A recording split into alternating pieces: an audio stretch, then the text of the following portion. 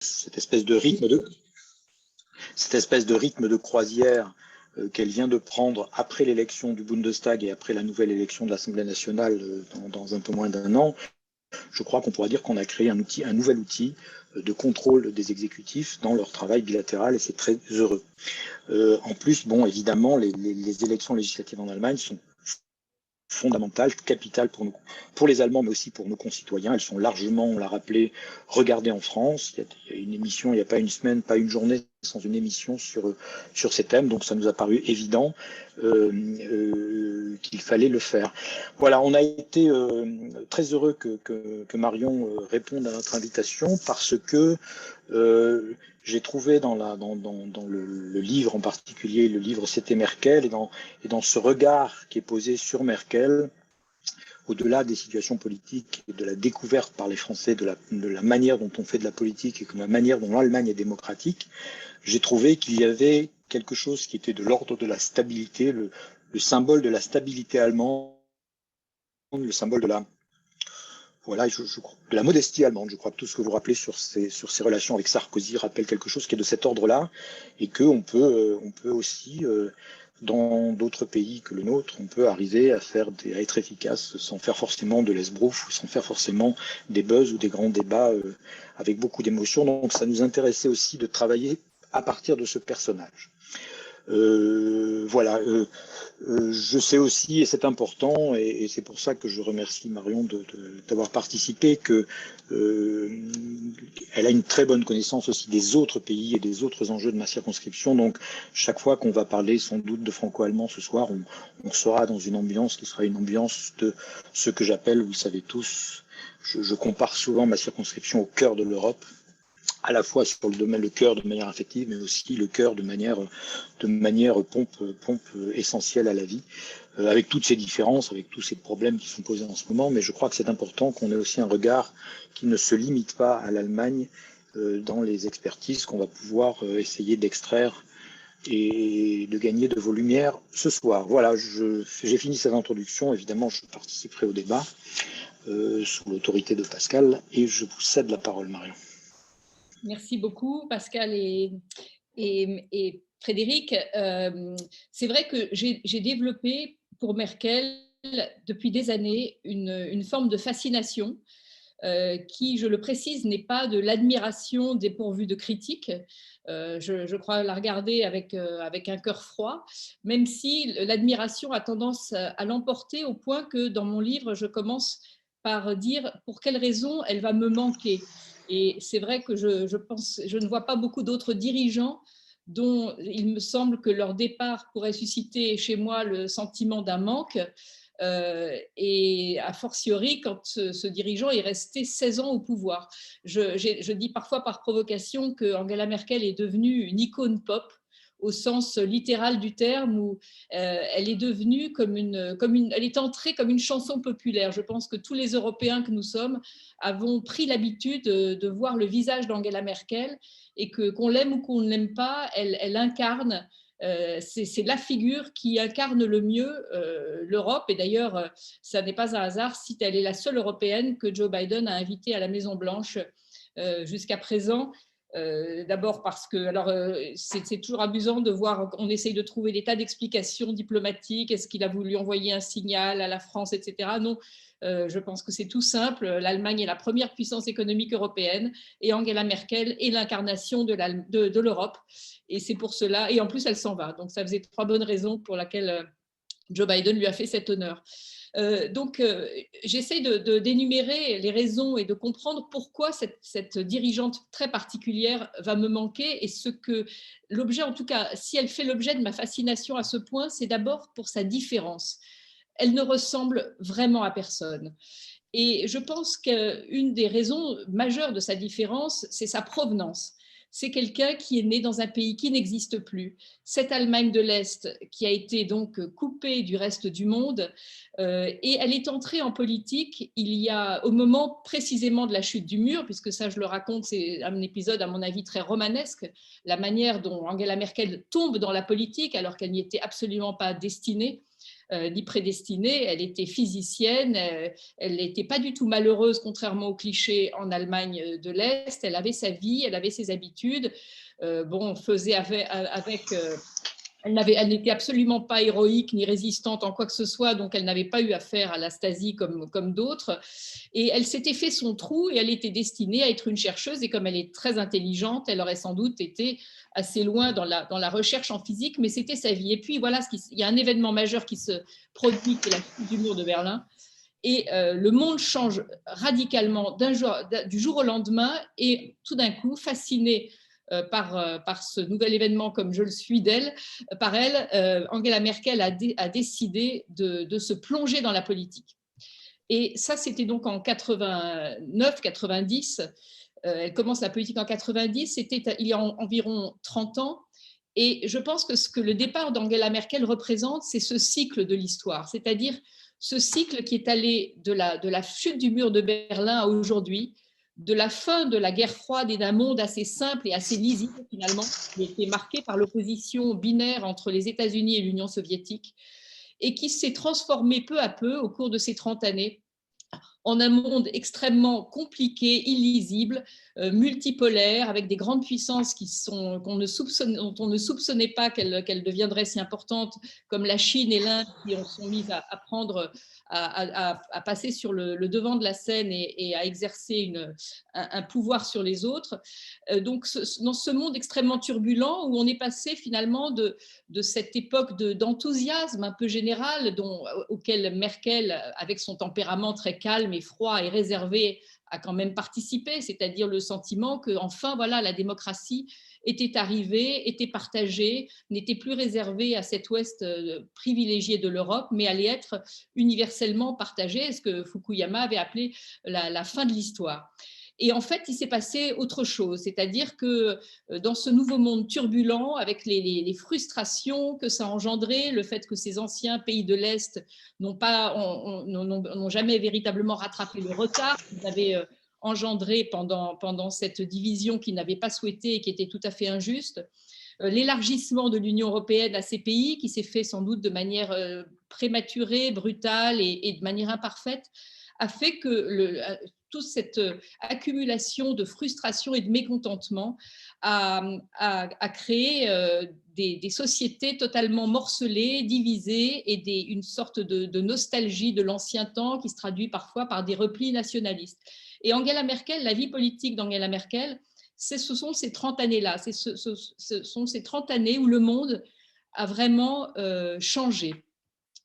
Donc je pense que son départ est un choc parce qu'il est la fin de quelque chose, et elle va me manquer parce que dans ce monde compliqué, turbulent et inquiétant, elle représente une forme, vous l'avez dit, le mot de stabilité. Elle l'a représenté pour les Allemands, mais elle l'a représenté aussi pour toute l'Europe, parce qu'avec tous ses défauts, et Dieu sait si elle en a, elle a une qualité, c'est qu'il y a certaines choses sur lesquelles elle ne transige pas.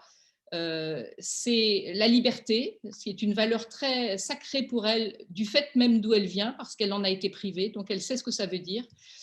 C'est l'unité, parce qu'elle vient d'un pays, de cette partie du monde qui a été coupée de l'autre, et elle est très soucieuse de réunir, excusez-moi, de réunir je ne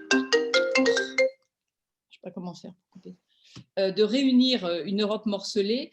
Et la troisième valeur sur laquelle elle ne transige pas, c'est la dignité humaine, quelque chose de très important, qui est là aussi lié à son enfance. Elle a été élevée avec des enfants handicapés, ça l'a fortement marquée. Et elle est fille de pasteur, ce qui n'est quand même pas anodin, et elle a ce sens de la dignité humaine, et elle l'a montré pendant la crise des migrants. Et donc, avec tous ces défauts et c'est peut-être ces erreurs parfois politiques, pendant la crise grecque, enfin on peut prendre plein d'exemples, Merkel a cette différence d'avoir une structure morale et d'être guidée politiquement beaucoup moins par des stratégies. Elle n'est pas dénuée de tactiques politiques assez machiavéliques même, mais elle est moins guidée par une stratégie politique que par un cap moral que lui a largement fixé d'ailleurs son père pasteur. Et cette morale se traduit par un style. Elle a ce style dont personnellement, moi, je suis extrêmement friande, ce style sobre, austère, de simplicité absolue, qui tranche tellement, tellement, tellement avec les présidents français, quels qu'ils soient, qu'on a vu défiler, avec ce goût du lyrisme à la française. Et je pense que Merkel est une sorte de rempart absolu au populisme par ce style même et par le fait qu'à une époque où on mélange tout, on mélange le vrai et le faux, où tout devient relatif, où on ne sait plus, avec les réseaux sociaux, il n'y a plus de hiérarchie, de l'information, de la vérité, etc. Et tout est toujours remis en cause. Merkel est vraiment, peut-être malheureusement, un des derniers représentants des générations de politiques où un mot veut dire quelque chose. Un mot a un sens et le vrai n'est pas pareil que le faux. Il y a une distinction fondamentale et je pense qu'elle incarne cette séparation fondamentale entre le vrai et le faux. Pour ce qui est de son bilan maintenant, qui est très différent de cette incarnation morale qu'elle représente, il est forcément mitigé, mais globalement, on reproche à juste titre à Angela Merkel de n'avoir rien fait au fond, d'avoir plutôt incarné que agi. Et c'est assez vrai parce que elle est arrivée donc dans la foulée des réformes de Gerhard Schröder, les fameux Hartz IV, les lois sur le travail qui ont été assez brutales. Et elle a eu cette chance finalement d'arriver à un moment où le travail était fait. Avant elle, c'était des réformes difficiles à faire, impopulaires et qui ont laissé évidemment des gens sur le carreau, qui étaient globalement bonnes pour l'Allemagne, mais parfois injustes et brutales.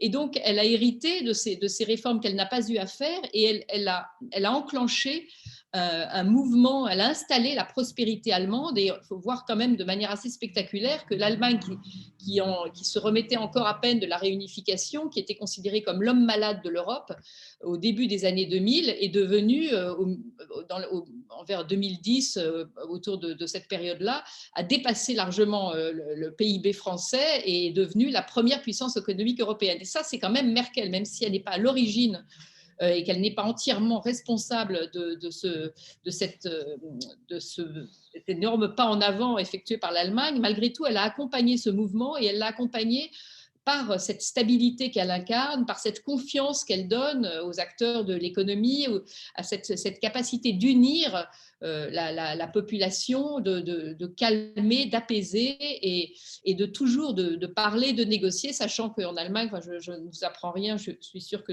vous, tous qui êtes présents connaissez la différence entre les systèmes français et allemands, les Français n'étant pas toujours au fait que l'Allemagne est un système parlementaire et, à mon avis, plus démocratique, entre guillemets, que le nôtre, dans la mesure où le Bundestag a un réel pouvoir et qu'Angela Merkel est dotée d'une puissance nettement moindre que celle de notre président de la République.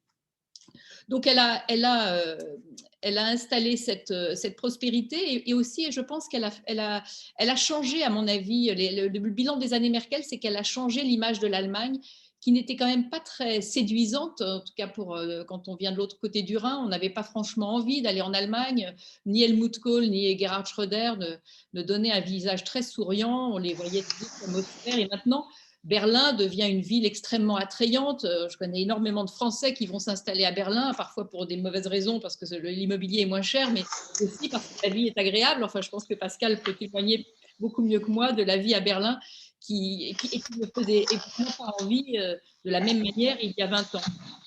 Alors, il y a des faiblesses.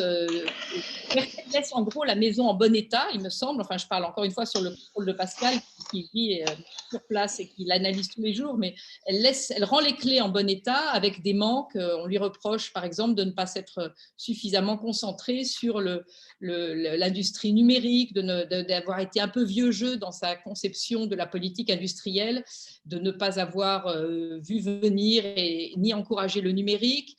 On peut lui reprocher sa politique sur le climat. C'est vrai qu'elle a eu ce geste qui était considéré comme admirable en Allemagne parce qu'il était totalement en phase avec l'opinion juste après la catastrophe de Fukushima, d'avoir décidé très brutalement et contre son parti l'arrêt du nucléaire.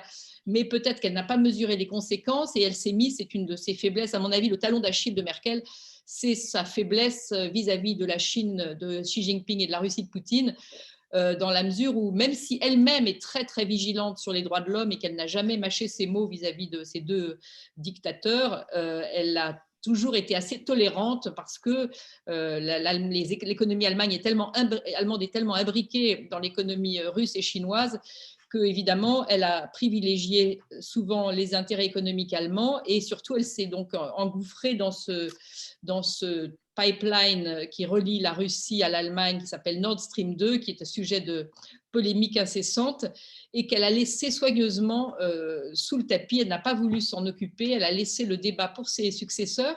Et c'est là qu'on arrive à l'élection qui va venir, qui risque de changer les choses d'un point de vue justement de la politique, de la géopolitique. C'est que les Verts, qui eux sont extrêmement engagés, les écologistes allemands qui sont extrêmement engagés sur un terrain géopolitique contre la Russie de Poutine, très très hostiles au projet Nord Stream 2, et qui seront, même s'ils ont complètement perdu l'élan qui leur avait été donné à un moment d'arriver à la chancellerie, a priori n'obtiendront pas le poste de chancelier, mais seront très vraisemblablement dans une coalition et pèseront dans la politique allemande.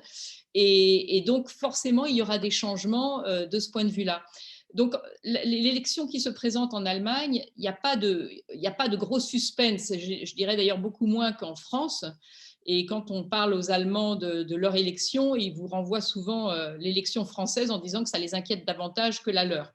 C'est vrai qu'il n'y a pas d'enjeu comme un match Le Pen-Macron en Allemagne. Les trois candidats principaux qui peuvent arriver à obtenir une majorité, ce sont trois centristes au fond. Le parti conservateur, la CDU, s'est extraordinairement centrisé sous le règne d'Angela Merkel. Le Parti social-démocrate, sa base est assez à gauche, mais son représentant Olaf Scholz est plutôt de centre-droit. Et quant aux Verts, ils n'ont absolument rien à voir avec les écologistes français, et ce sont des gens terribles, très, très responsables, qui ont beaucoup gagné en crédibilité politique par justement leur responsabilité économique et géopolitique. Donc, les phénomènes de cette élection, c'est à la fois la continuité de l'érosion des grands partis traditionnels qui a lieu un peu partout en Europe, mais qui est assez marquant en Allemagne et assez prononcé du fait de la personnalité d'Angela Merkel, qui a un peu vampirisé ce parti, cette CDU, en la tirant beaucoup vers la gauche et en faisant une espèce de merkelisme sans forme, et qui fait que les électeurs de la CDU ont parfois le sentiment d'avoir perdu un peu leur identité, ne savent plus très bien à quoi ressemble leur parti. Certains sont allés chez les Verts, certains sont allés vers l'extrême droite AfD, et je pense que Merkel, en effet, est sans doute un peu responsable de cette perte d'identité du parti conservateur.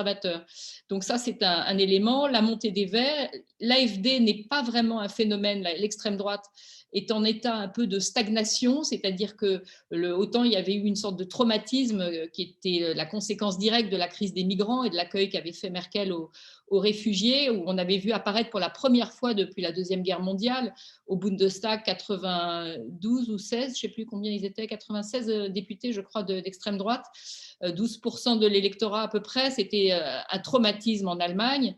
Que le fait que le Bundestag, l'extrême droite soit revenue au Bundestag.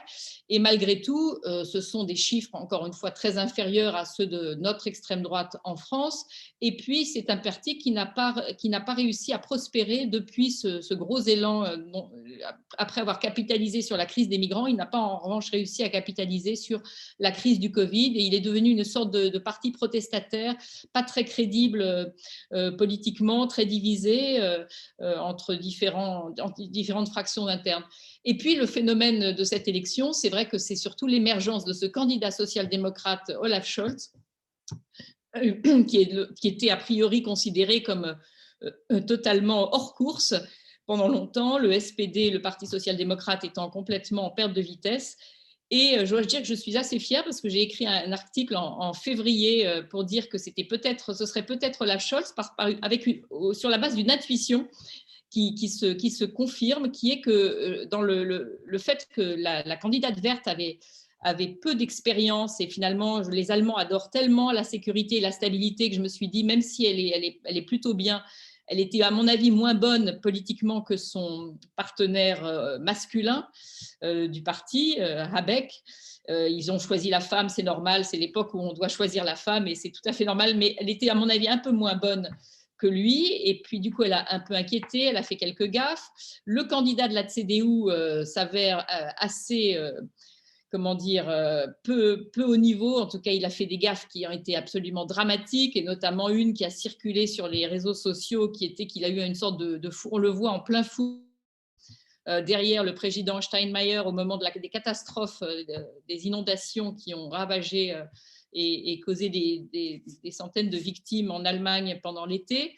Et il y a le président Steinmeier tient un discours très grave, et on voit derrière, dans la petite vidéo, Laschet qui parle d'autre chose avec des copains et qui est mort de rire. Et maintenant, évidemment, sur Twitter, dès qu'il y a une catastrophe, on voit Laschet qui se marre, et ça lui a quand même beaucoup nui. Et il est en train de dégringoler complètement. Et par opposition à ces deux-là, l'un qui fait un peu pas sérieux, un peu bonhomme comme ça, sans charisme et affable, mais sans consistance, et l'autre, l'écologiste, qui est dénué d'expérience, il y a quelqu'un qui semble, qui apparaît comme une sorte de recours un peu évident. Olaf Scholz, qui a été maire de Hambourg, qui avait pris la ville de Hambourg au moment où elle était restée très longtemps entre les mains des conservateurs.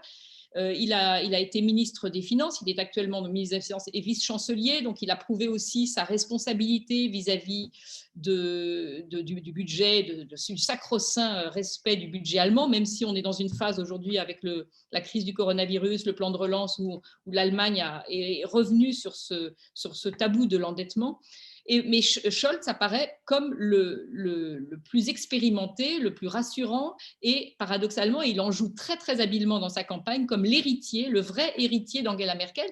Et Angela Merkel étant au sommet de sa popularité, ce qui est quand même incroyable, au bout de 16 ans, on est encore à 80% de popularité, l'achète très habilement, joue à Merkel. Il a même dit, il a eu même ce slogan invraisemblable dans un journal qui était Ich kann Kanzlerin, ça veut dire je peux être la chancelière, donc il se féminise, et il pose en faisant le signe du losange avec ses mains comme Angela Merkel. Et ce qui est drôle, c'est l'intuition que j'avais eue au début de l'année en me disant, bah, tiens, en fait, le vrai héritier de Merkel, c'est plutôt Scholz que les autres. Et ben, ça se confirme de plus en plus à mesure que les deux se sont un peu grillés eux-mêmes. Voilà où nous en sommes. Qu'est-ce que je voulais dire encore? Oui, les enjeux à venir, bien sûr, ça va être le vrai tournant auquel est confrontée l'Allemagne, c'est sa place dans le monde. L'Allemagne a toujours été un peu en retrait, réticente à s'assumer comme puissance pour des raisons qu'on imagine aisément, traumatisée par l'hitlérisme et tout ce qui ressemble à une forme de puissance, de leader, etc., et préférant très largement s'assumer comme puissance économique et tenant son rang, mais ne pas trop se mêler aux affaires ni de défense, ni de politique de manière trop assumée. Et là, évidemment, il y a eu un changement. D'abord, l'Allemagne change de génération, malgré tout. On s'éloigne de cette après-guerre qu'il avait totalement fondée et construite. Et puis, il y a l'événement récent aux États-Unis, en Afghanistan, la débâcle américaine en Afghanistan remet en question ce qui avait déjà été un peu ébranlé, qui était ce lien indéfectible de l'Allemagne avec l'Amérique. Ce lien qui a été, l'Allemagne a toujours été le chouchou de l'Amérique et réciproquement depuis la guerre. Les Allemands ont dicté la constitution allemande. Enfin, il y avait vraiment un rapport de filial et de sororité très, très profond. Et puis un attachement des Allemands plus fort à l'OTAN, très particulier à l'OTAN, et qui était renforcé par le tempérament d'Angela Merkel, qui, là encore, venant de l'Est, a rêvé de l'Amérique, a fait de l'Amérique une forme d'idéal démocratique, et à laquelle elle était donc particulièrement attachée. Donc ça, c'était un peu effrité avec Donald Trump. Et en fait, Biden montre qu'il n'est pas vraiment dans une politique, il ne s'inscrit pas dans une politique radicalement différente de celle de Trump. Il l'a montré en Afghanistan. Et du coup, ça peut jouer en faveur de la position française d'un désir d'autonomie stratégique européenne, puisque si on peut moins compter qu'on ne le faisait avant sur ce grand frère allemand, ce grand oncle allemand, ça pourrait peut-être être une occasion pour l'Europe de se ressouder. Et puis voilà, donc en gros, puis également, c'est la politique vis-à-vis de la Chine et de la Russie sera sans doute amenée à être différente. L'Allemagne, je pense que l'évolution prise par la Russie et la Chine, c'est-à-dire dans des sens de moins en moins démocratiques, Frédéric Petit le sait mieux que moi, du côté du Vladimir Poutine, je pense que l'Allemagne ne peut plus continuer éternellement à faire le dos rond et à commercer comme si de rien n'était avec des dictatures qui ne respectent pas les droits de l'homme de manière aussi ostentatoire. Et donc, des changements sont à opérer. Je pense encore une fois, donc Merkel a laissé les clés et la maison propre, mais malgré tout, on est au début c'est la fin des années Merkel. Son départ, même s'il ne sera pas, si la rupture ne sera pas flagrante, malgré tout, elle est le point de départ de quelque chose de nouveau pour l'Allemagne.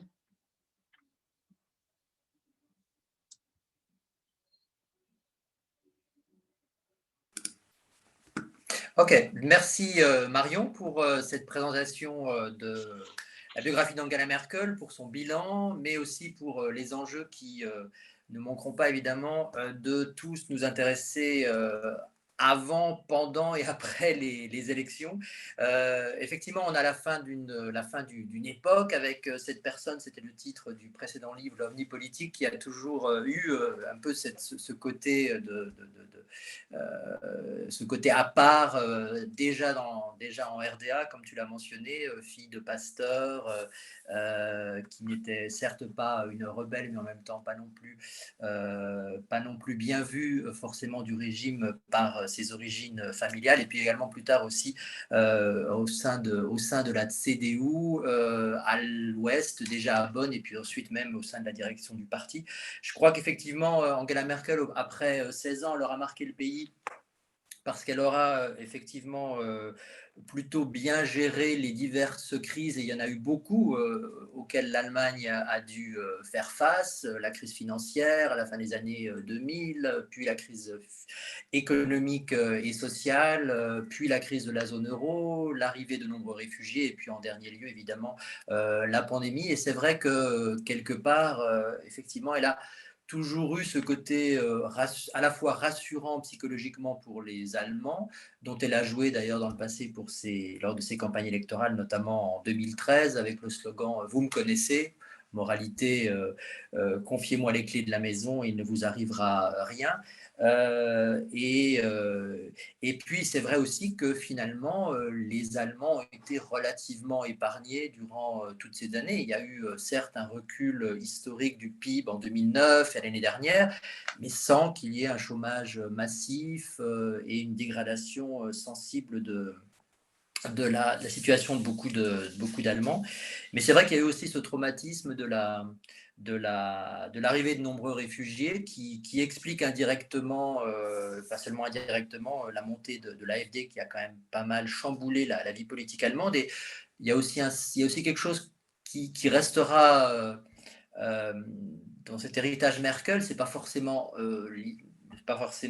lié uniquement à sa politique et à elle, mais c'est vrai qu'on a une polarisation plus importante de cette République fédérale où d'habitude les débats politiques étaient plus policés et moins confrontatifs. Et c'est vrai que l'AfD, notamment quand on regarde les débats au Parlement, y a contribué, mais ça ne se limite pas uniquement à la présence de l'AfD. Et puis effectivement, je disais en introduction qu'on a un suspense hors du commun cette année, avec effectivement un paysage partisan qui est un peu chamboulé.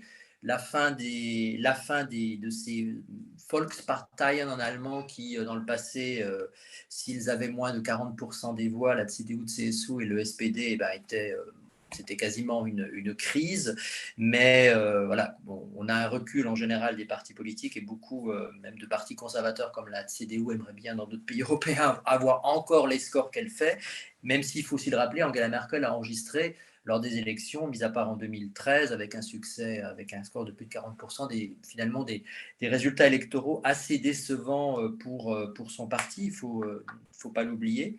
33% en 2017.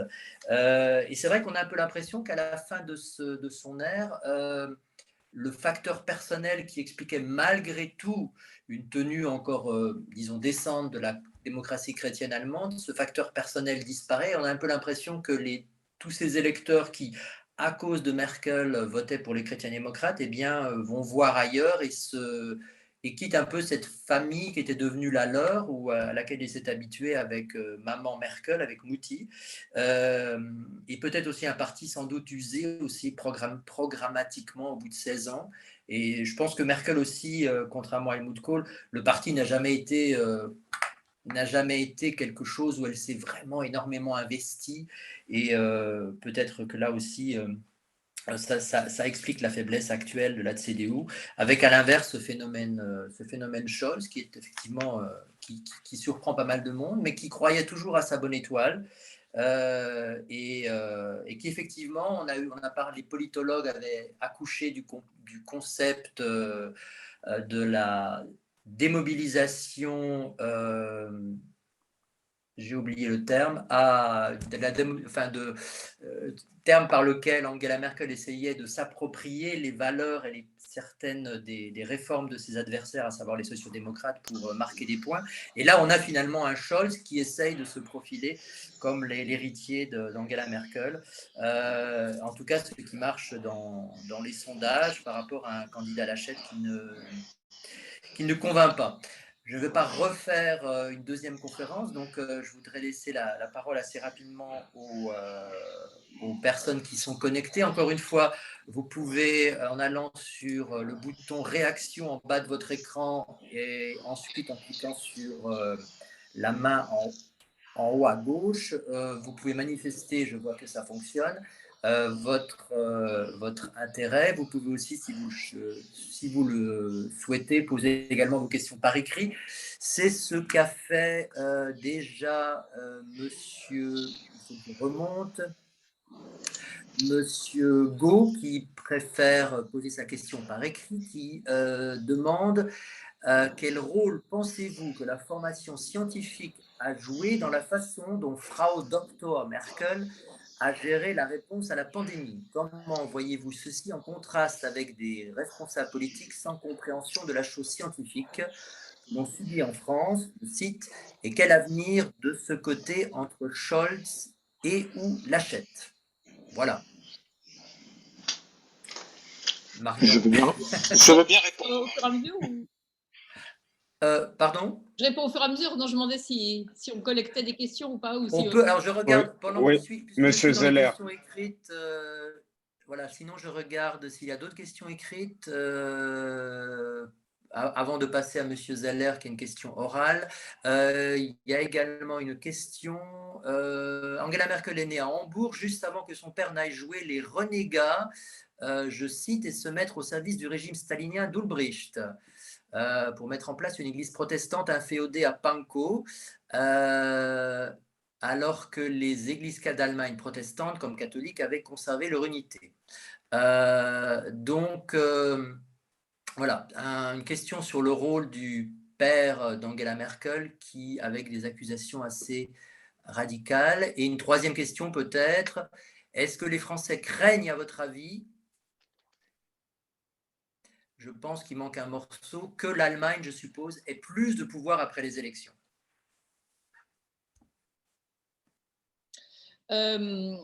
Les deux premières questions ont un point commun qui est lié à l'enfance d'Angela Merkel et à sa formation. Et je pense que sa formation, en effet, que ce soit scientifique ou protestante, et celle de l'héritage de son père sont extrêmement déterminantes dans sa manière de gouverner, de faire de la politique, de penser dans son style et dans son art politique, si je puis dire. La scientifique, elle l'a prouvé à maintes reprises, et pas seulement pendant la crise du virus.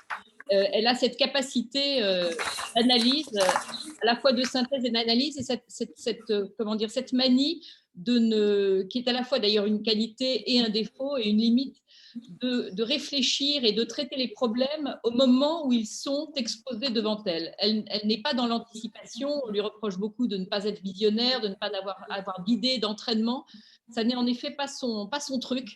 Et d'ailleurs, je raconte dans mon livre une anecdote que m'avait rapportée Pascal Lamy, l'ancien directeur de l'Organisation mondiale du commerce, qui s'inquiétait. C'était au début de l'année 2016, donc une année 2016 qui allait être très traumatisante parce qu'il marquée par les deux grands tsunamis politiques que sont le référendum sur le Brexit et l'élection de Donald Trump.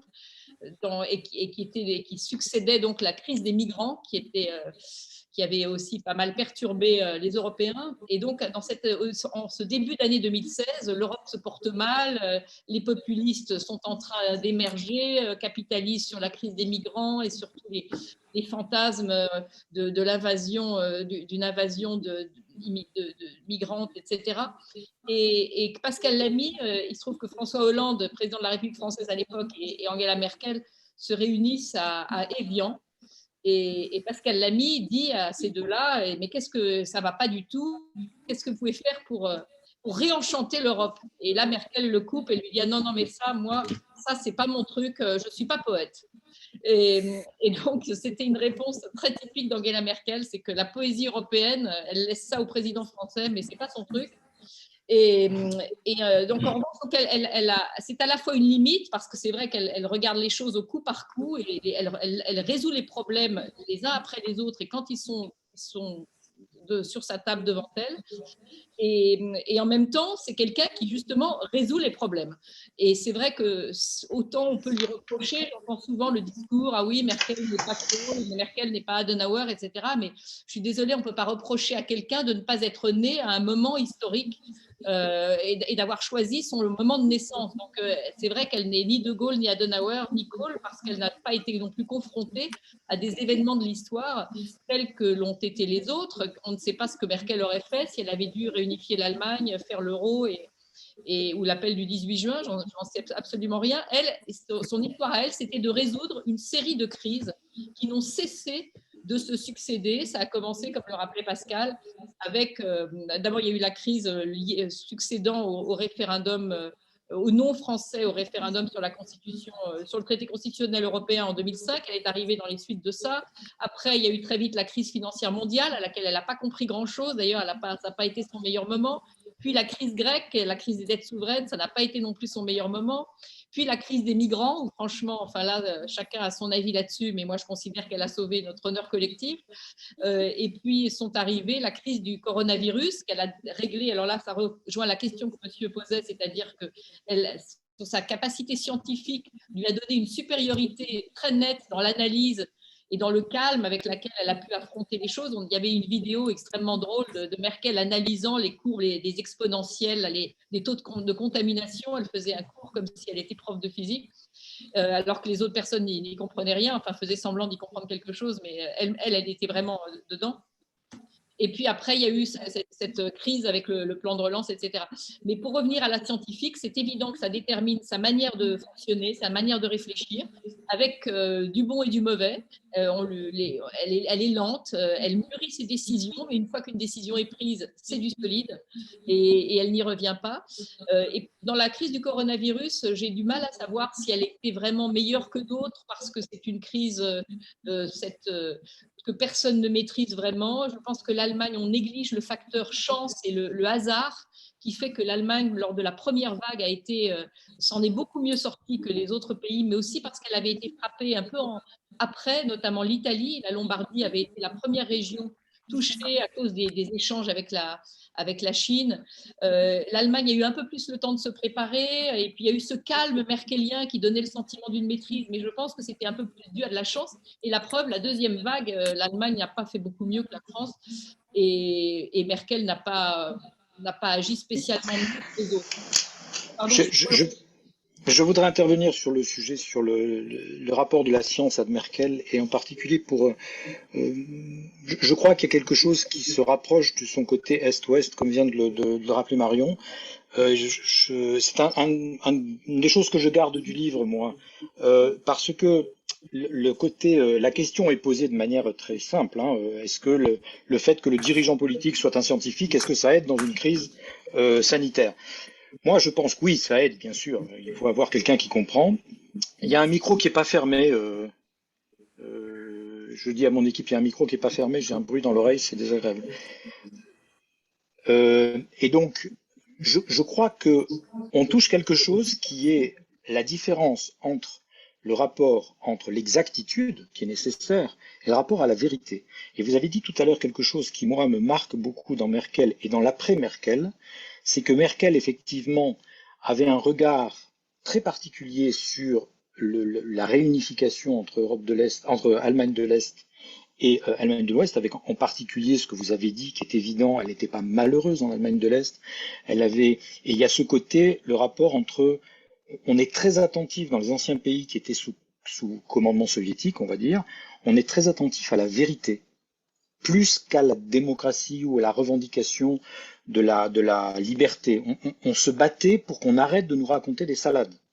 C'était ça. Je ne sais pas si je suis peut-être trop vieux pour ceux qui ont entendu ça, mais en même temps que Solidarność, en Pologne, il y avait ce qu'on appelait l'alternative orange, qui était une demande de liberté. Ce qui se passe au Bélarus aujourd'hui, c'est ça aussi. Quand il y a des textes de Tikhanovskaya ou des textes de Alexeyevitch qui disent nous voulons de la dignité et nous voulons parler de vérité. Et la vérité, c'est pas l'exactitude. Et je crois qu'il faut être très prudent, d'une part, entre cette différence qui fait que un bon dirigeant politique, il doit prendre des décisions politiques en s'appuyant sur des avis scientifiques, mais il n'est pas forcément un scientifique, et aussi que l'après Merkel, ça va être comment l'expérience de la réunification allemande pourra peut-être, je l'espère, nous aider en Europe à briser, à changer les regards qu'on peut avoir parfois, qui sont comme certains regards du début de la réunification de l'Ouest vers l'Est, qui sont des regards un peu condescendants. Et moi, je l'ai trouvé exemplaire là-dedans, Merkel, dans ce côté. Je n'ai pas de complexe aussi. Je ne suis pas ce que j'ai connu dans certains des premiers Allemands de l'Est que j'ai connus dans les années 90. Mais en même temps, oui, j'étais heureuse quand j'étais gamine. Oui, j'ai appris dans ce pays-là, j'ai appris le regard sur le handicap.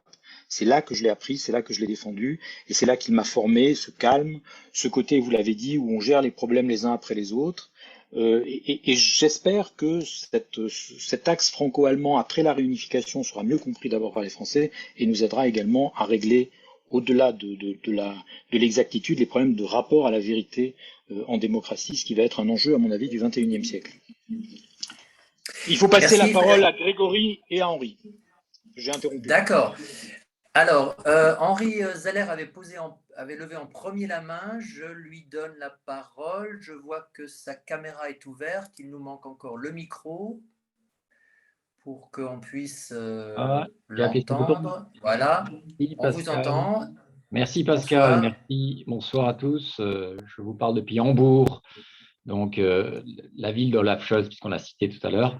On a beaucoup parlé de Merkel. Je pense qu'il faut aller de l'avant et il faut effectivement parler des trois autres candidats en lice. Qu'ils soient centristes ou pas, ce n'est pas la question. Je profite pour faire une petite assertion.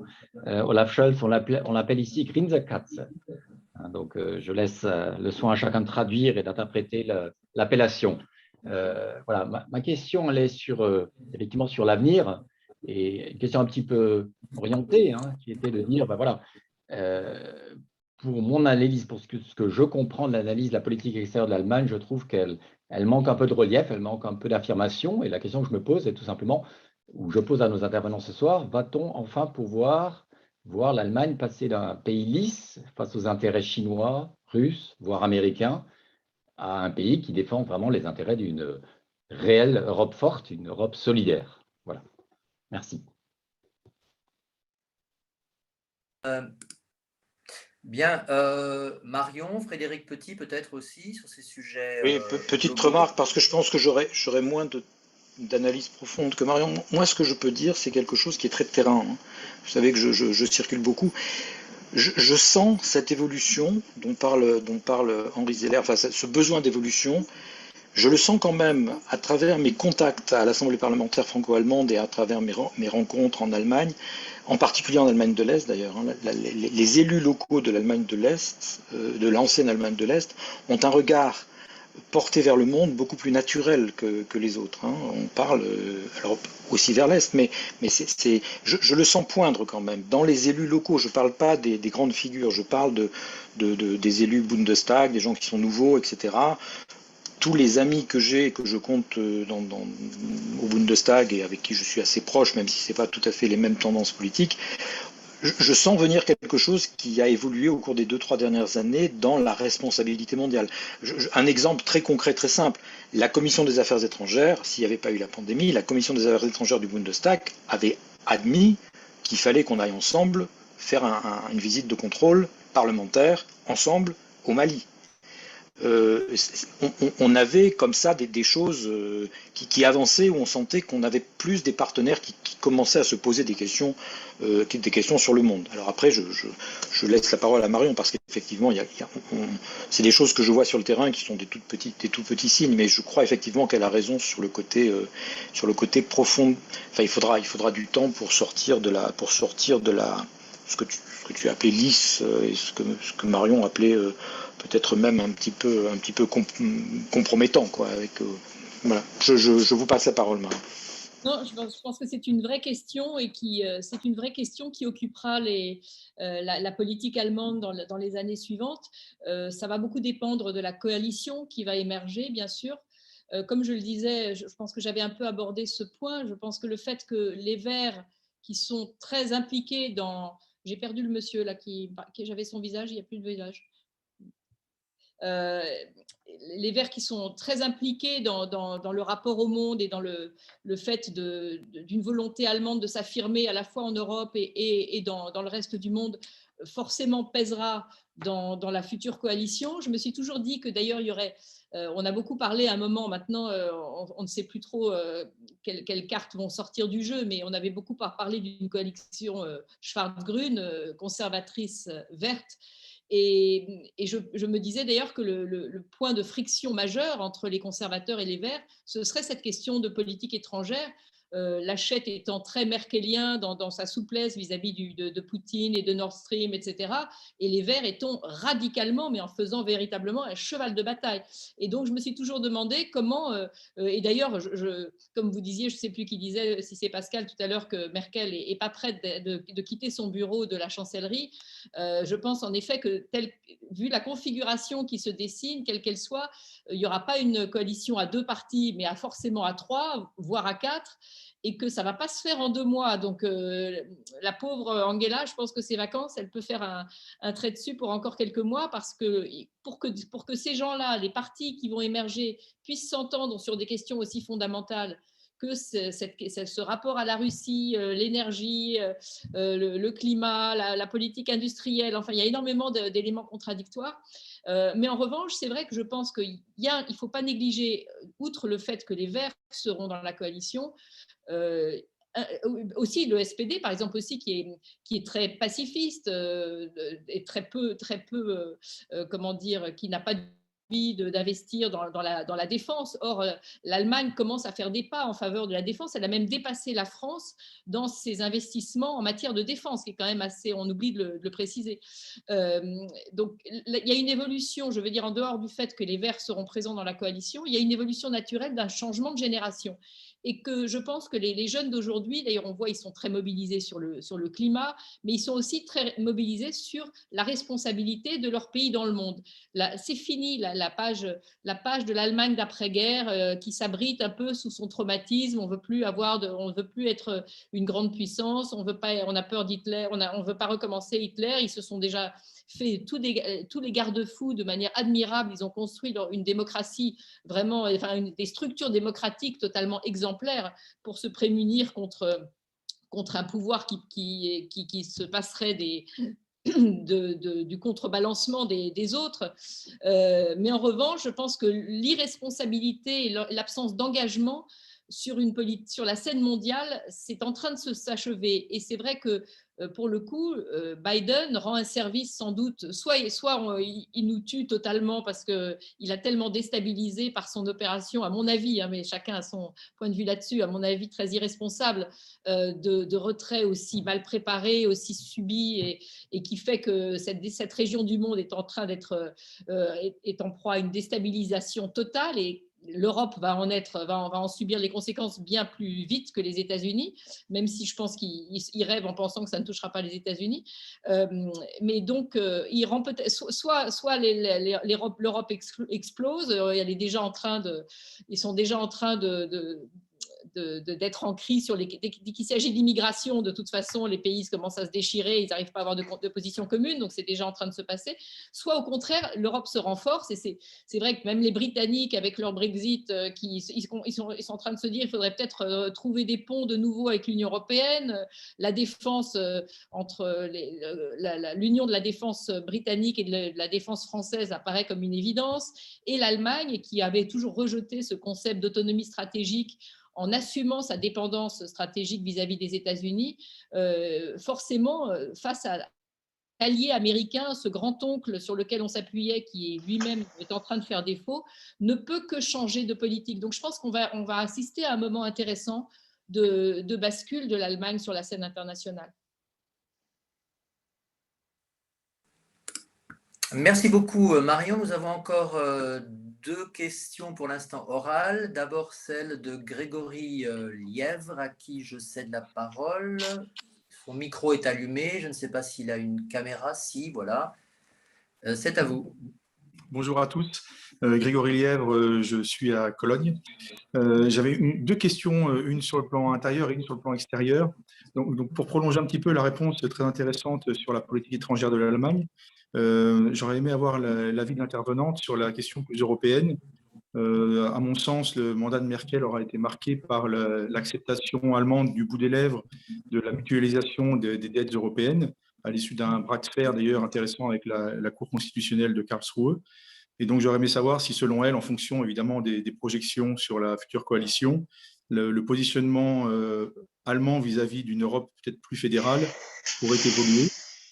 Et la deuxième question, peut-être un peu plus simple et plus sur le plan interne, un certain nombre d'analystes ont présenté le mandat d'Angela Merkel comme une gestion de l'acquis des réformes un peu plus disruptives de Schröder, de Gerhard Schröder.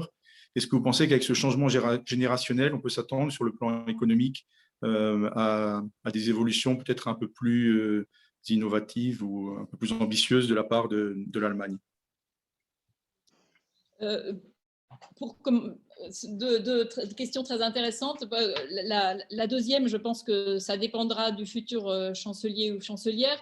Je n'ai pas le sentiment qu'aucun des trois n'ait le charisme et, comment dire, une espèce de volonté de réforme davantage qu'Angela Merkel. Pour le coup, je ne suis pas sûre. Et comme je le disais aussi, je ne suis pas sûre que ce soit la personne qui détermine les actes, mais aussi les circonstances. Angela Merkel, comme vous l'avez rappelé vous-même, a passé son temps à gérer. Et les crises, on est entré, je pense, sauf si tout change, sauf si nous devenons tous chinois ou je ne sais quoi, mais a priori, dans les années qui viennent, le monde tel qu'il est en train d'évoluer et de se faire est amené à rencontrer des crises successives de cet ordre. Alors là, on est en plein dans la pandémie, mais il y en aura d'autres. C'est vrai que là, l'Afghanistan, quand même, laisse un énorme point d'interrogation sur ce qui va se passer. Et même si on est De Gaulle, Adenauer ou Churchill, s'il y a maintenant avec la globalisation et le fait que la planète est devenue si petite, des conflits qui se mettent à entacher, à saisir une partie du monde, nous concernent tous. Et il me semble, enfin je peux me tromper et je ne suis pas spécialiste de sciences politiques et de géopolitique, mais il me semble qu'un dirigeant aujourd'hui, un dirigeant à plus forte raison d'un pays, d'un très petit pays par rapport à, si on compare à la Chine, à la Russie, à l'Inde ou même au Brésil, même si l'Allemagne est une grande puissance économique, c'est malgré tout, ça reste un petit pays et l'Union européenne, il faudrait que le chancelier ou chancelière n'est pas le président de l'Union européenne, même s'il est doué d'un charisme immense et d'un côté visionnaire, il ne peut pas faire sans le fait d'avoir à gérer les crises mondiales et qui se présenteront à lui. Voilà, c'est ce qui me semble. Et encore une fois, en plus, je ne vois pas ni chez Scholz, ni chez Baerbock, ni chez Laschet une capacité révolutionnaire ou réformatrice immense. Mais bon, on peut toujours être surpris. Pour votre première question sur le fait qu'elle n'a pas fait évoluer, moi j'ai comment dire, je suis moins sévère que vous sur le fait que Merkel n'a pas été une grande européenne. On a tendance à voir, et je l'ai vu aussi, hein, parfois j'ai changé d'avis aussi sur cette question. Je suis comme vous, on regarde ça d'un côté français et on a toujours l'impression que ce sont les Français qui donnent l'impulsion, qui donnent le dynamisme, qui apportent les idées. Et puis la chancelière, elle finit par dire oui, que je suis en train de faire un film là où j'ai interrogé Nicolas Sarkozy, qui je dois dire est excellent, c'est une bête de scène. Mais à l'écouter, on a vraiment l'impression que c'est lui qui met toutes les idées sur la table et puis parfois, il attend que la chancelière daigne par donner un petit accord du bout des lèvres. Ce n'est pas tout à fait comme ça que ça se passe. Je pense que l'Allemagne, d'abord, c'est le plus gros contributeur au budget européen. Ils apportent leur part à l'Europe. J'ai rappelé aussi la crise des migrants. Je pense qu'on n'a pas beaucoup de leçons à donner quand on voit que Angela Merkel a été absolument seule contre tous, à part les Suédois et les Autrichiens à l'époque, à considérer que ça faisait partie d'un geste d'humanité minimale d'accueillir des gens qui étaient en situation de détresse humanitaire. Tout le monde a regardé ses pieds. Hein, donc, elle a fait ce geste de très, très grande européenne. Et en plus, ils ont assumé, la société allemande a réussi à intégrer entre la moitié et les 3/4 de ces immigrés, de ce 1,2 million d'immigrés, de migrants, de manière exemplaire. Donc, je pense qu'on n'a pas beaucoup de leçons à donner à Angela Merkel et qui, encore une fois, est aussi dans un grand respect de la démocratie allemande, c'est-à-dire à l'écoute d'une opinion publique qui elle-même élit des députés du Bundestag qui représentent un véritable pouvoir. Elle ne décide pas seule, comme le fait le président français, qui peut d'une pichenette décider sans consulter les autres ce qu'il faut faire. Et Sarkozy, à l'époque de la crise financière, avait largement l'énergie pour le faire. Donc, autant elle a été, je pense, c'est vrai, elle a eu des défauts, compris visiblement à la crise financière. Au début, elle n'a pas compris que c'était une crise mondiale. Elle s'est dit que l'Allemagne serait épargnée. Après, pendant la crise grecque, elle a retardé. D'après les experts, elle a fait perdre beaucoup de temps, d'argent et surtout de crédit à l'Union européenne en étant aussi lente et sur le retrait. Mais malgré tout, qui est-ce qui a fini par obtenir des Allemands la participation à un plan de relance dans la crise financière, à aider la Grèce, à faire en sorte que la Grèce ne sorte pas? Qui est-ce qui a réussi à renverser totalement le dogme allemand du zéro déficit et de la mutualisation des dettes? C'est cette tortue de Merkel qui, c'est vrai, agace parce qu'on a l'impression qu'elle est toujours en retard, en retrait, dans la prudence et dans la peur. Mais malgré tout, elle a cette espèce de force de décision qui fait que, avec tout le retard qu'elle prend, elle agit en concertation et après avoir négocié, après avoir pris le temps de convaincre cette masse de Bundestag, de Bundesrat et dans le respect de la Cour constitutionnelle avec tous ces gros acteurs de la démocratie allemande. Et c'est elle qui fait faire des pas de géant, mine de rien, à l'Allemagne. Et le plan de relance historique franco-allemand, enfin, qui part d'une initiative franco-allemande et qui a été finalement proposée par la Commission et qui a quand même, je pense, largement limité les dégâts de la crise, enfin on n'en est pas encore au bout, et dû aussi, c'est vrai, je pense à un enthousiasme de la part d'Emmanuel Macron très fort, qui a eu pour le coup, lui, il a des visions, mais l'Allemagne joue son rôle et pas forcément dans le mauvais sens, en ramenant un peu au réel, en ramenant au moment, en montrant ce qui est possible de faire. Et comme on le rappelait aussi souvent, le sens de l'unité, il n'y a pas que la France et l'Allemagne au monde. Hein. Il y a aussi les pays du Nord, il y a les pays de l'Est, il y a tous ceux qui ne sont pas forcément d'accord avec les grandes ambitions françaises qu'on adore sur le papier, mais qui ne sont pas toujours réalistes pour obtenir le consensus. Et Merkel, elle a plein de défauts, mais elle a ce génie du consensus et de la négociation. Et donc, je pense que là, pour le coup, le couple franco-allemand Macron-Merkel marchait bien. Parce qu'il y avait vraiment un mec qui avait des visions, qui a porté ses visions, qui était Macron, et Merkel, elle a porté cette force et ce sens de l'unité européenne, je pense, qui a été très important. Ouais. Et si je peux rajouter quelque chose à ce que vous venez d'expliquer, je suis tout à fait d'accord. Hein, moi, je suis absolument opposé à l'image de Merkel qui finit par accepter, etc. Je crois qu'elle était constructrice, pas constructive. Elle construisait la vision, hein, c'est-à-dire, et elle le faisait. Et je vais même aller plus loin parce que c'est mon job. Je crois, j'ai une image comme ça que je suis en train de travailler et j'y ai repensé en lisant votre livre quand j'ai su qu'elle était spécialiste du quantique. Je crois qu'on va sortir de la démocratie, go not go, hein, qui est un peu l'image française, l'image people, l'image du gars, on choisit un gars et puis après il fait ce qu'il veut, etc. On va passer à une démocratie peut-être quantique, hein, pour résumer la différence, c'est-à-dire que l'ordinateur quantique, c'est un ordinateur dont on sera capable non pas de dire le courant passe ou passe pas, mais il passe plus ou moins et ça a plus ou moins d'informations.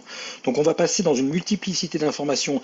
Et moi, ce qui me plaît, ce qui me passionne quand je suis en franco-allemand, c'est que nos collègues allemands sont toujours dans la pluralité.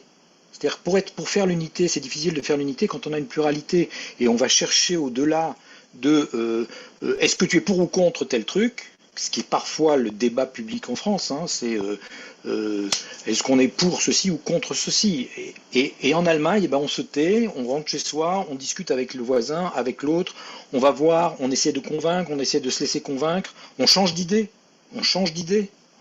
soi-même, et ça fait quelque chose qui est plus voilà, on pourrait dire une diplomatie kaléidoscopique au lieu d'être en blanc et noir, quoi. Et c'est Merkel était là-dedans, et il faut vraiment que les Français, non seulement c'est sévère de dire ça, mais ça peut nous empêcher de voir quelque chose qui nous manque chez nous.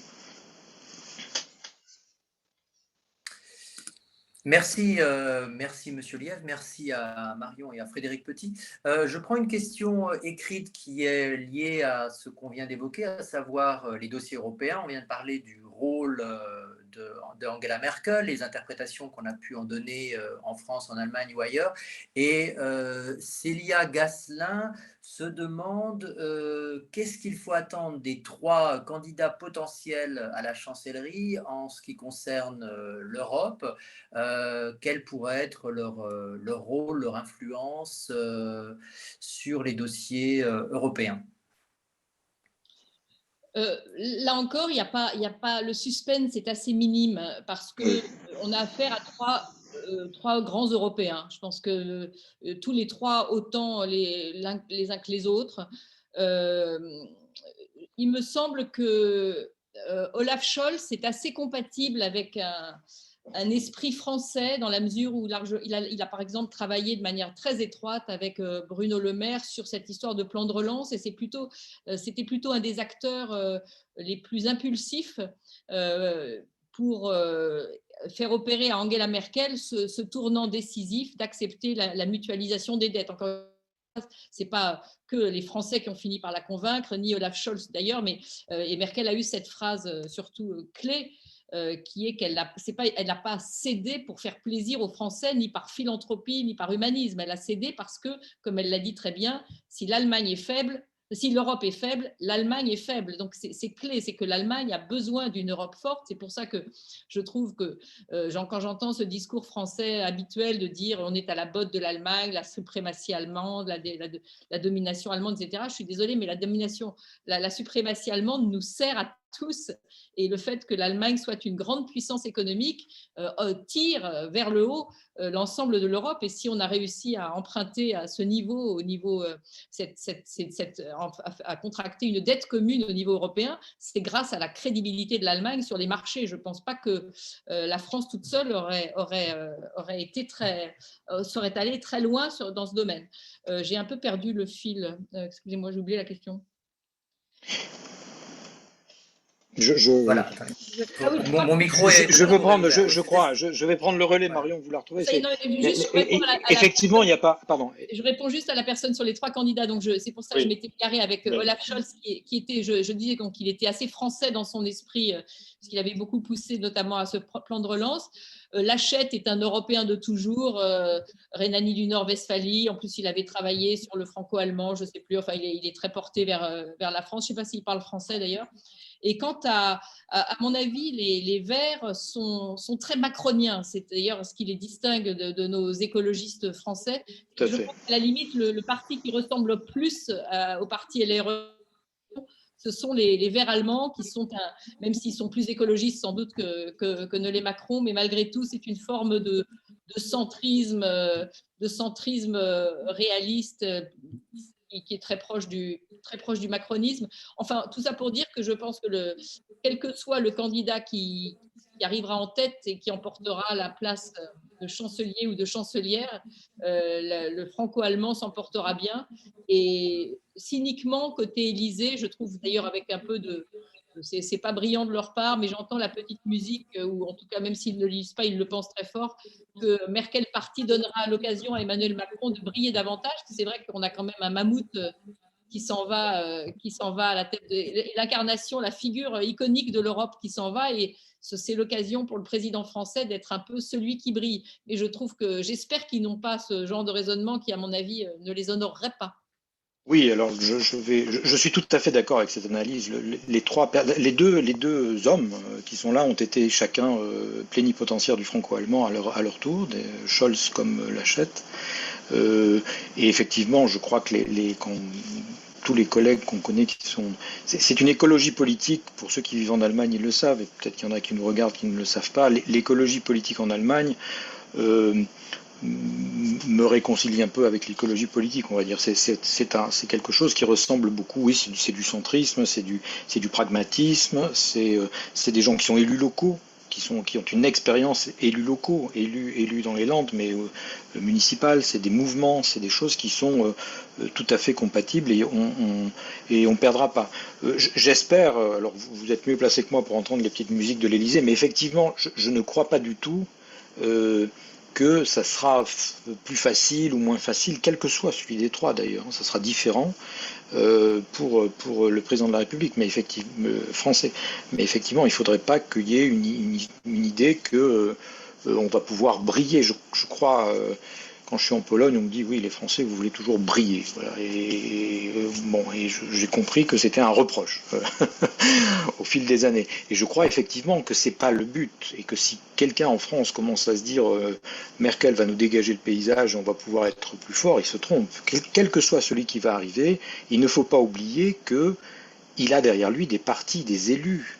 Il a derrière lui des gens qui bossent et qui se font entendre, que derrière, avec tout ce que Marion a rappelé sur la dégringolade de Laschet, derrière Laschet, il y a des tas de députés qui ne laisseront jamais tomber le franco-allemand, qui sont, je veux dire, ceux avec qui on a construit l'Assemblée parlementaire franco-allemande et le traité de l'Élysée, parce que le traité d'Aix-la-Chapelle, on ne le rappelle pas, on dit que c'est Merkel-Macron. Le traité de l'Aix-la-Chapelle, 80%, c'est de l'écriture parlementaire antérieure. Hein. Faut quand même le dire, c'est nous qui l'avons écrit.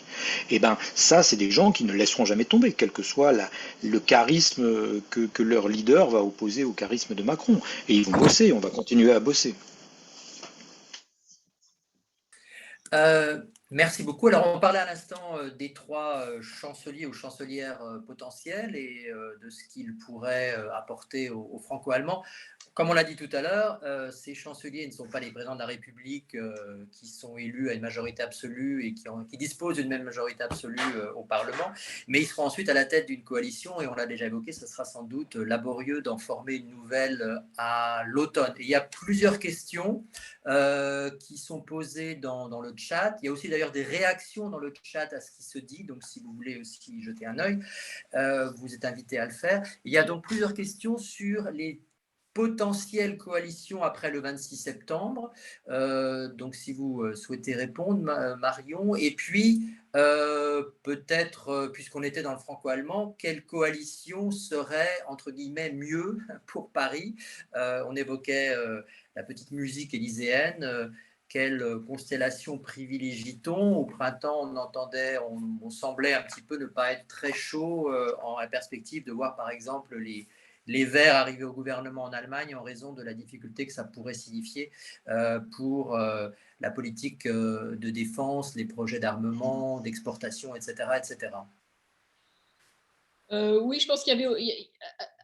C'est paradoxal. Pour le coup, je ne suis pas dans le secret des dieux de ce qu'ils préféreraient. Mais en effet, comme je disais, je pense que les Verts allemands sont les plus en harmonie avec le macronisme politiquement. Et en même temps, je pense qu'il y aurait une petite crainte de l'Élysée qu'un élu vert ne donne des ailes aux écologistes français et considère que, comme les écologistes français ont tendance à vouloir faire croire qu'ils sont de la même famille que les écologistes allemands, et ce qui est un peu, je ne pense pas que les écologistes allemands, je le sais, ne le voient pas du tout de cet œil, et ils voient bien qu'ils ne sont pas vraiment du même monde. Donc, mais je pense que l'Élysée pourrait redouter qu'une victoire verte donne un peu, donne un sentiment un peu de victoire aux écologistes français. Pour ce qui est de toute façon, il y aura des différends.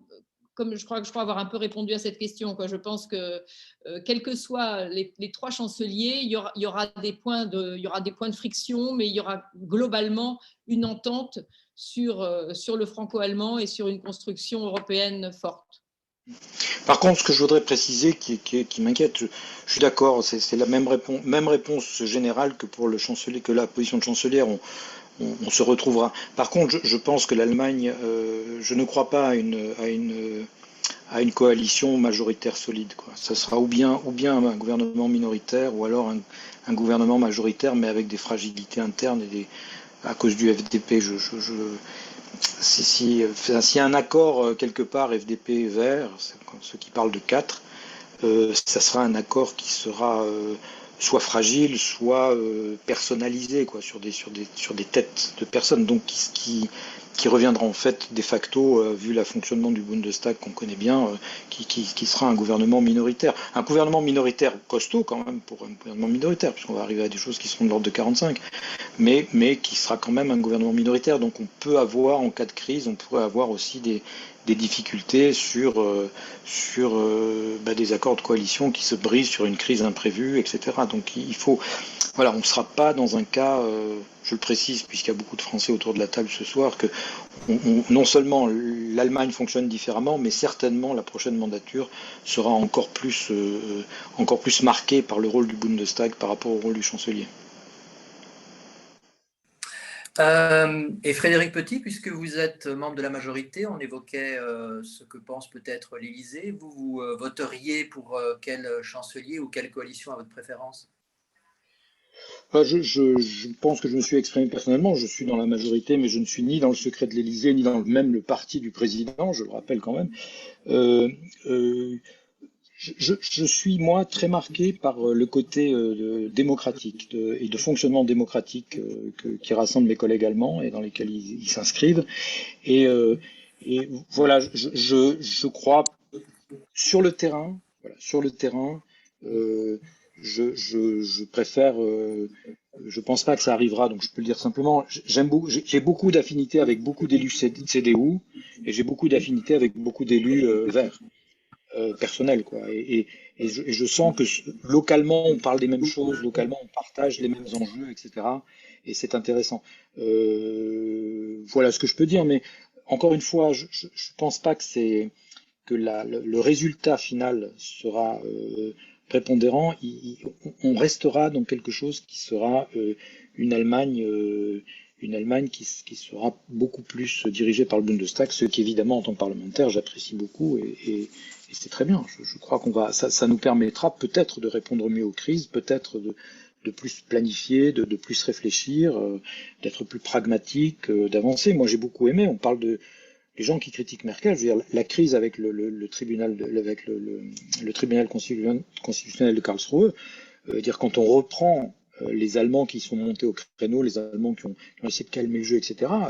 Merkel et Schäuble, je veux dire, ça veut dire quelque chose dans l'évolution, dans la capacité des politiques allemands à évoluer, à réfléchir, à se positionner. Je ne sais pas s'il y a 5 ans, ces deux personnes auraient eu la même attitude par rapport à ce risque de constitutionnel. Voilà, donc je suis confiant que comme je crois beaucoup à la démocratie, je suis confiant que l'Allemagne restera dans le franco-allemand et apportera beaucoup aux franco-allemands dans les 5 ans qui viennent. Merci beaucoup pour ces mots positifs. On approche de la fin, donc ça va être l'occasion pour Marion van Rettergem et pour Frédéric Petit de faire une conclusion. Je vous donne juste les résultats d'un sondage ARD Deutschland Trend qui est tombé pendant que nous parlions et qui, lui aussi, comme d'autres, montre un complet renversement en un mois avec le SPD à 25%, plus 7 de CDU ou de CSU à 20%, le plus faible résultat historiquement jamais enregistré dans ce sondage ARD. Les Verts perdent 3 points à 16%. L'AFD, malheureusement, en regagne 2 à 12, ce qui les rapproche ou la rapproche de son score de 2017. Le FDP est à 13% et Die Linke à 6%. Voilà pour ces tout derniers chiffres. Merci encore pour tous ces échanges. J'ai trouvé ça très intéressant. On a un petit peu sorti des débats plus germano-allemands ici dans la campagne, où on parle évidemment beaucoup plus de sujets internes. Donc c'était rafraîchissant, j'ai trouvé, pour moi, d'évoquer à la fois le franco-allemand, ce qui n'est pas une grande surprise vu le profil de cette conférence, mais aussi le rôle de l'Allemagne sur la scène internationale en matière de politique étrangère et également en ce qui concerne la frontière difficile souvent à gérer entre la puissance économique et le rôle que peut jouer le pays sur la scène internationale en matière de politique étrangère. Merci encore à tous les deux et je vous cède la parole pour quelques mots de conclusion. D'abord, Marion Van Rentergem, c'est à vous, à toi, avant Frédéric Petit. Je suis désolée, je n'avais pas prévu de conclusion et je suis un peu sèche, donc je veux bien répondre à une question, mais je n'ai pas de mot de fin. Non, c'est trop long pour une question. Je suis je recherche s'il y a encore une question. Peut-être Frédéric peut conclure pour moi. Oui. Bon, Marion, je serai extrêmement flatté de conclure. Vous pourrez réintervenir si vous le souhaitez. D'abord, je suis très fier des mots que vient de dire Pascal sur le fait qu'il a été un peu surpris, un peu rafraîchi, voilà, par notre séance de ce soir. Je rappelle que oui, je crois beaucoup que notre démocratie est en danger par manque de vérité, par manque de confrontation, par évitation du conflit. Il ne faut pas éviter les conflits, il ne faut pas éviter de ne pas être d'accord. On a vu passer quelques postes qui étaient des postes forcément différents des nôtres, de nos analyses. Il n'y a que dans les cimetières qu'on est tous d'accord, hein, et je suis pas pressé d'y aller. Hein. Donc je crois que ce qui détricote la démocratie aujourd'hui, c'est le fait qu'on n'est plus capable de pas être d'accord sans se taper dessus. Donc je suis ravi de ce terme de rafraîchissant. C'est la première fois qu'on me le dit que je suis rafraîchissant, donc c'est rare, c'est rare, mais voilà, je suis marqué par ça. Alors, avant que je conclue définitivement, une petite remarque logistique pour rassurer aussi beaucoup de ceux qui nous écoutent. Nous avons l'habitude dans mon équipe de noter et de retenir le chat qui va disparaître quand on va fermer le Zoom. Et nous répondons, nous réagissons à tous ceux qui auraient pu avoir une frustration parce que leur question est passée à l'as, ou qui ont fait une remarque auquel personne n'a répondu, etc. Donc rassurez-vous, nous gardons le chat et nous passons pendant quelques jours un peu de temps avec mon équipe pour y répondre et pour ne pas laisser des gens avec une frustration dans le gosier. Voilà, je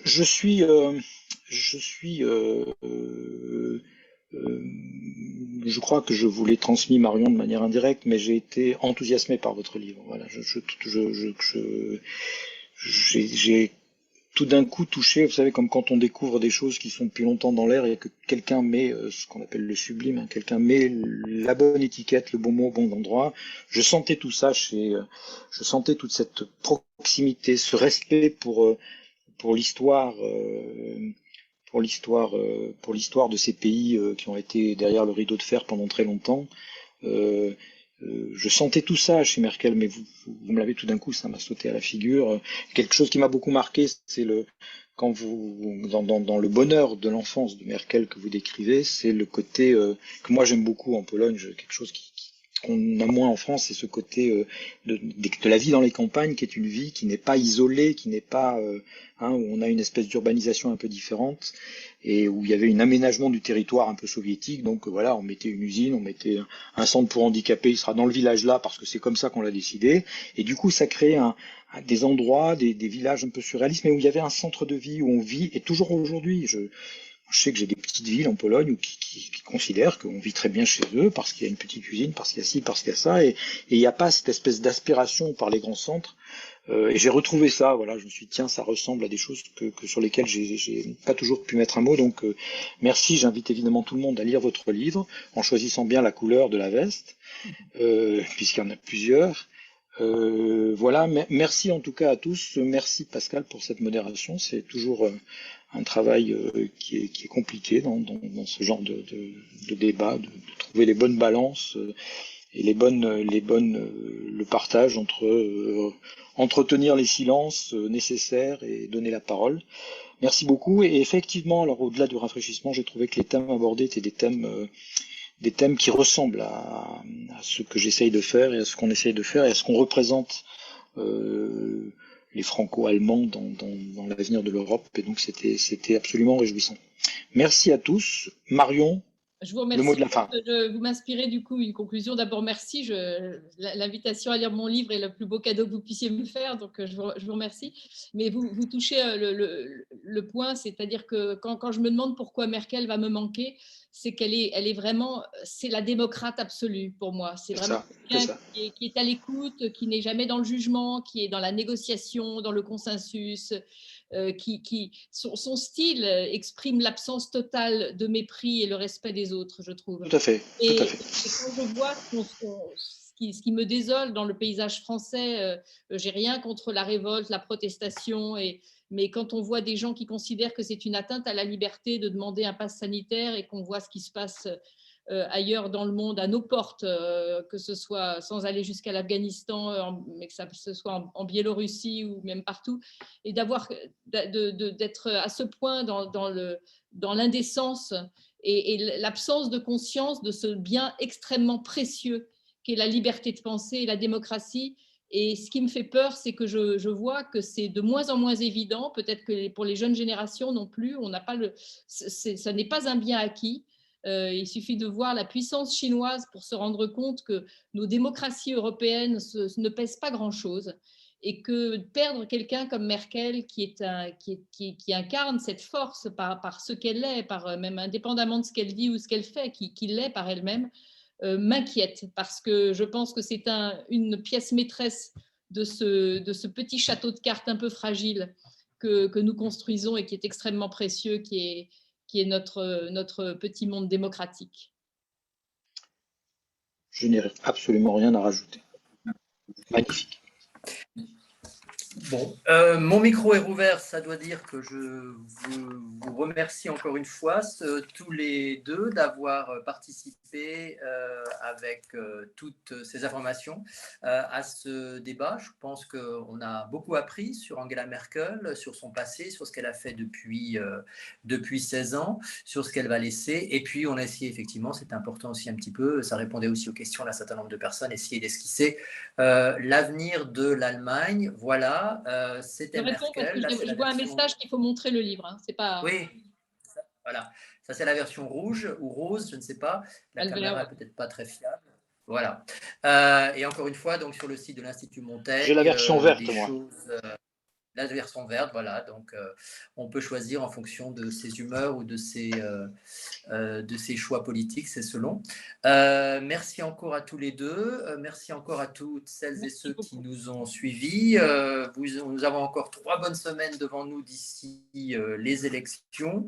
Et comme le montraient les chiffres du sondage tout frais, donc on est dans un paysage politique extrêmement évolutif et tout est encore possible. Et comme on l'a déjà dit, ces élections ne seront que la fin du premier acte, puisqu'après s'ouvrira le deuxième, qui sera sans doute aussi très complexe, mais aussi très intéressant à suivre, c'est-à-dire la constitution de quelle coalition pour faire quelle politique. On a aussi évoqué quels dossiers vont ou peuvent susciter des frictions entre les partis qui peuvent potentiellement s'allier.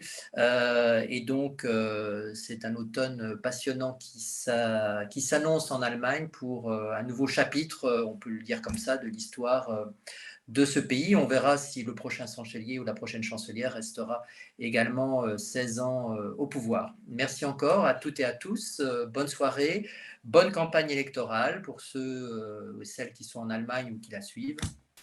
Et bonne lecture si vous avez bien pris note du titre et des références du livre de Marion. Au revoir. Merci à vous tous. Au revoir. Merci beaucoup. Au revoir.